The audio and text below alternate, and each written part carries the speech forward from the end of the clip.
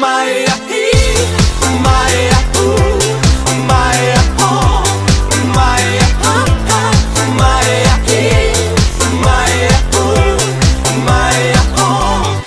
Maia,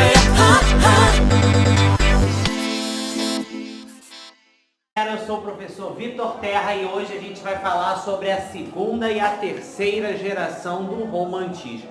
Bem, antes de nós começarmos a nossa aula, deixe seu like, se inscreva no nosso canal, que a gente tem sempre, toda semana, postado sempre coisas muito bacanas para ajudar você que vai prestar vestibular, você que está fazendo concurso público, para a gente estar crescendo juntos.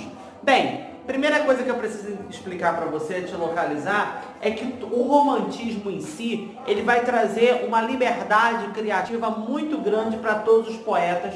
Ele vai trazer a ideia da idealização, ou seja, aquilo que eu almejo, aquilo que eu quero, aquilo que eu penso, eu saio da minha realidade, eu saio do real para viver o ideal. Tá? E aí a gente já teve aí a primeira geração do romantismo, que é aquela geração muito ligada à independência do Brasil, muito ligada a achar uma identidade nacional e colocaram então o índio para ser a figura, por isso que é chamada de geração indianista, beleza? Isso a gente nós já vimos. Agora, o que é a segunda geração do romantismo? Bem, a segunda geração do romantismo também é chamada de byroniana ou mal do século.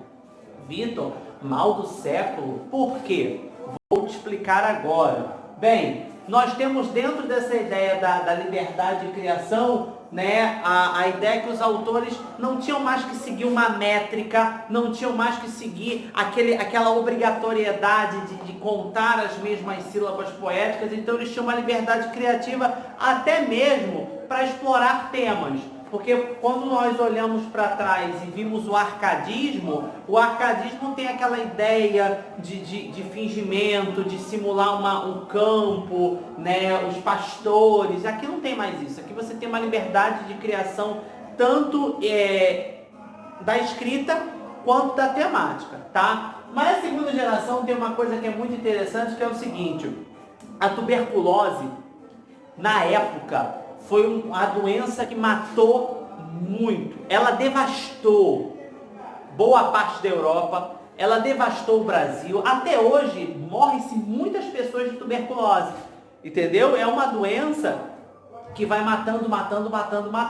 Naquele tempo não era diferente. E os autores do romantismo, da segunda geração e da terceira, morreram muito novos. Todos eles morreram muito jovens, porque não se cuidavam, porque queriam ter uma vida boêmia. E aí, quando se contraía a tuberculose, por exemplo, você tinha a ideia de pedir a morte, de desejar a morte. Então, a segunda geração do romantismo é uma geração de um grande sentimentalismo, são muito apegados às paixões, aquilo que eu gosto, aquilo que eu preciso, aquilo que eu necessito para a minha vida. Então, a gente tem aí o sentimentalismo como uma característica muito forte da segunda geração, assim como a gente vai supervalorizar o amor que eu deveria ter, o amor que eu tenho, o amor que eu tive, tá? A idealização da mulher, diferente do que vai acontecer na terceira geração, a segunda geração ainda vai ter a mulher muito idealizada, muito distante do poeta, aquela mulher que ela está numa redoma de vidro, eu não consigo ter acesso a ela, mas eu estou aqui beijando o chão que ela pisa, né? A gente tem a questão da evasão do tempo e do espaço. Então você tem uma angústia e também tem dentro dessa ideia o pensamento de voltar à infância, ou então aquela coisa de eu tô arrependido de tudo que eu fiz, eu queria voltar, ai que saudade da aurora da minha vida, da minha infância querida, que saudade dos meus 8 anos, é o verso de Casimiro de Abreu. Né? Então, assim, você tem essa ideia de muito pessimismo.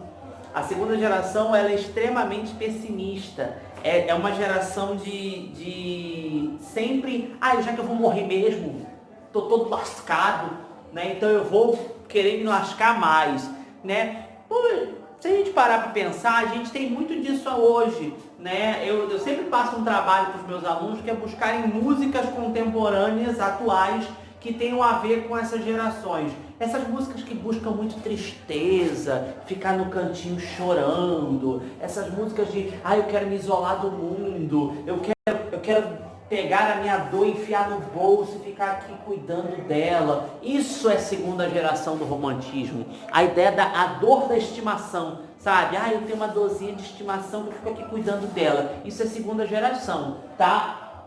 A gente tem o escapismo. O que é o escapismo? Eu vou fugir da minha realidade, vou escapar dela. Vou escapar dela fazendo o quê? Principalmente voltando para a infância. Tá? O escapismo é indo para o passado. É claro que alguns autores vão fazer o escapismo pensando na mulher amada, outros vão fazer o escapismo vendo a única solução da vida, morrer. Então vai ter uma busca pela morte muito grande, é uma geração extremamente depressiva.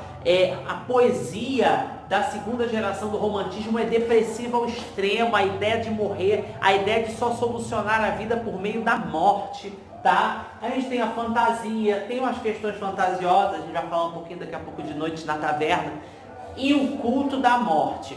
Então a morte vem com uma única solução dos meus problemas, a morte vem com uma única solução da minha vida, então para eu ficar feliz eu tenho que morrer. Esse era o pensamento da segunda geração do romantismo.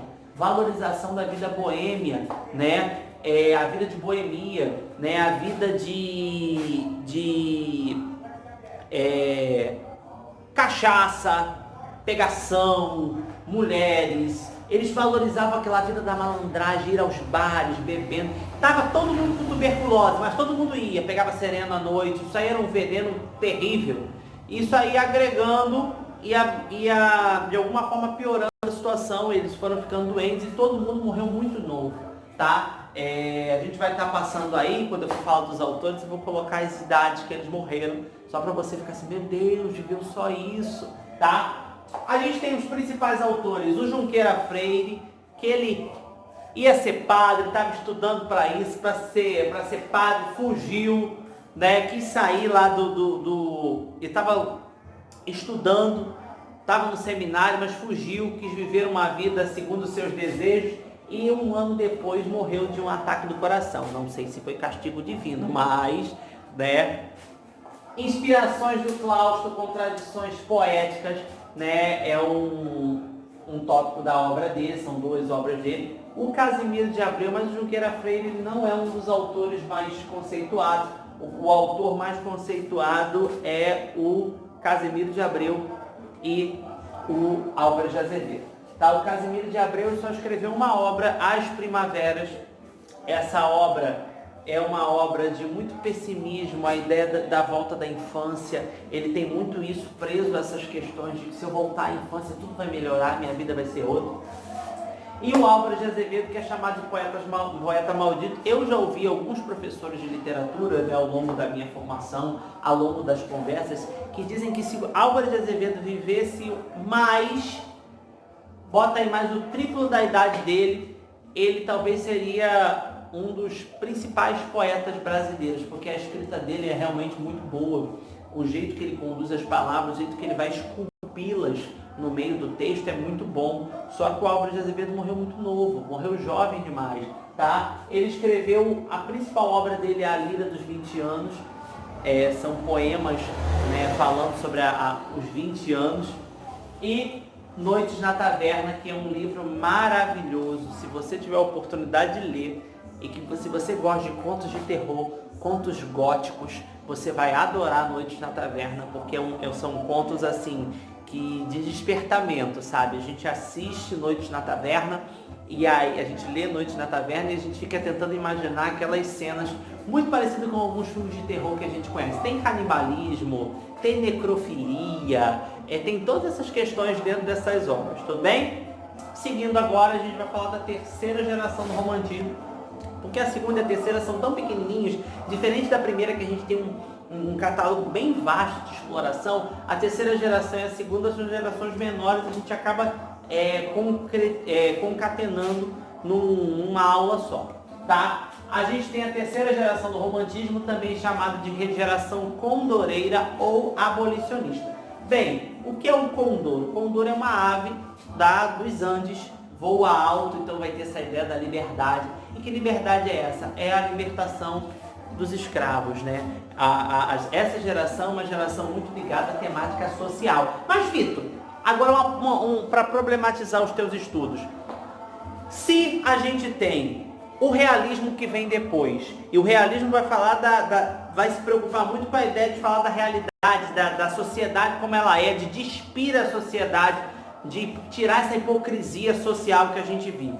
Se a gente tem um realismo que vem depois, por que essa fase ainda pertence ao romantismo? Alguns estudiosos vão dizer que a terceira geração, ela pertence ao romantismo porque ela tinha a ideia de que quando a abolição da escravidão acontecesse, todos os problemas sociais acabariam, porque tudo estava ligado à abolição da escravidão. E a gente sabe que não foi bem assim. A abolição da escravidão trouxe muitos problemas, porque simplesmente a abolição aconteceu e todos os ex-escravos tiveram que se virar. Agora vocês estão livres e se vira. Então, assim, a gente sabe que não foi assim. Houve uma luta social, até hoje acontece, tá? Então, a gente vai ter muitos ligados a temas sociais e políticos, ligados à ideia da liberdade, da libertação da escravidão. Alguns autores, principalmente Castro Alves, o principal autor é o Castro Alves. Você pode pesquisar em outros livros, você vai ver que tem vários autores ligados a essa geração, tá? Mas o Castro Alves é o cara, tá? A poesia do Castro Alves, ela tem um tom retórico, ou seja, um tom de discurso. É como se ele estivesse no palanque de uma praça discursando para que as pessoas entendam o recado que ele quer mandar. Então ele vai ter um tom discursivo, um tom de retórica e um tom extremamente exaltado, tá beleza?